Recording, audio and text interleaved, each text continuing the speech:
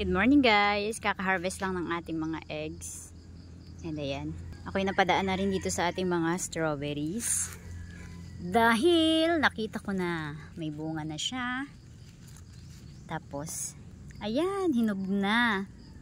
Dami niyang bunga oh. Dito sa isang puno, yan, meron siyang 3 bunga. Itong isa, hinog na. Ito naman ay bago pa lang nahihinog yung isa. Yung isa ay ayan, hilaw pa. Syempre buko pa yan, no? Ah, 'di ba? Saya. Maraming puno nga pala dito yan, guys. Hindi lang isa. Ayan pa, oh. Marami yan, guys.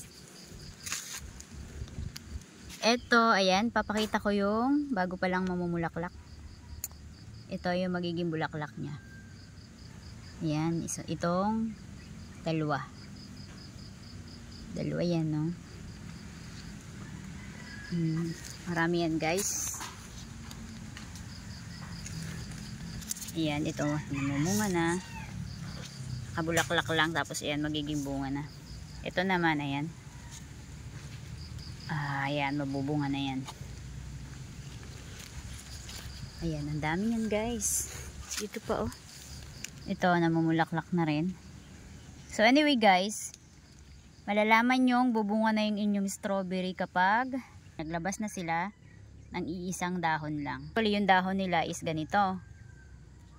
Na lang na lumabas yung dahon niya na ganito. Ibig sabihin, kasunod na yung bulaklak niya. Yan, ganun. Mamunga ang ating mga strawberries. Sa mga nagtatanong po pala, available pa rin po yung ating mga strawberries. Pwede po kayong umorder. So, nagsiship po tayo through JNT. Ayan. Mag-message lang po kayo kapag gusto po ninyo mag-order.